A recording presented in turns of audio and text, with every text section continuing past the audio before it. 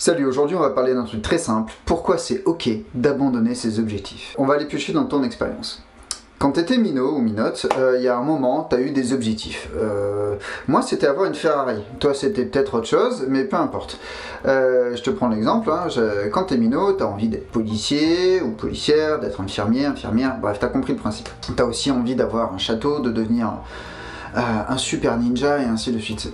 Ça c'est vraiment quand t'es minot. Et puis petit à petit, tu apprends que la vie c'est pas ça et que c'est pas ce que tu veux.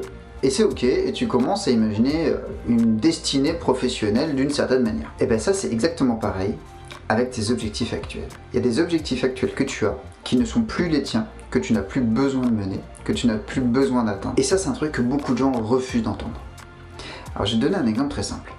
Un jour, j'ai un client qui arrive et qui me parle de sa vie. Il avait fait des études de médecine parce qu'il n'y avait pas de médecin dans sa famille et qu'il a eu la sensation à un moment que c'était important pour sa famille qu'il y ait un médecin. Et c'est un objectif qu'il s'est donné tout seul, comme un con et comme un grand. Pendant ses premières années de médecine, il a réussi sa première année de médecine au deuxième coup et il a continué et en fait il s'est aperçu que en fait ça l'emmerdait profondément et il a changé de destinée professionnelle, il a créé sa boîte et tout va bien pour lui puisqu'on a bossé ensemble notamment et parce qu'il s'est pris en main surtout. Et pourquoi je te parle de ça? Parce qu'en fait il avait imaginé un objectif et alors qu'il était en train de l'atteindre, il s'est aperçu que finalement ça l'emmerdait profondément.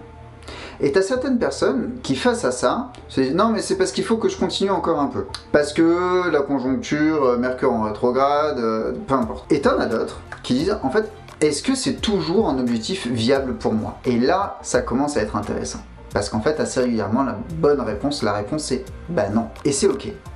C'est ok d'avoir des objectifs qui sont plus les tiens. C'est ok aussi de faire le tri dans les objectifs qu'on t'a refilés. La société te dit que tu dois être parent, si t'en as pas envie, pourquoi te faire chier? La société te dit que tu ne seras heureuse ou heureux que si tu es en couple, pourquoi? La société te dit qu'il faut être ambitieuse ou ambitieux. Vraiment? Est-ce que ça sert à quelque chose d'être ambitieux? Est-ce que c'est pas plus intéressant d'avoir une ambition pour soi-même, qui est un peu différent? Donc si jamais, à un moment, tu commences à en avoir marre d'un objectif, il y a deux choses que tu peux faire. La première, c'est de te questionner sur le process pour atteindre l'objectif. Est-ce que c'est le bon processus pour atteindre l'objectif? Est-ce que, vraiment, si là je me pose et que je regarde objectivement, je suis dans un processus qui me ressemble pour aller vers un objectif qui me ressemble et me convienne? C'est déjà fondamental comme questionnement. Le deuxième truc que tu peux faire, c'est faire une liste de tes non-objectifs. Les objectifs qu'on t'a refilés et qui sont pas les tiens. Alors attention, si t'es salarié, que t'as un patron, patronne qui t'a filé des objectifs à atteindre pour ton poste, c'est une chose.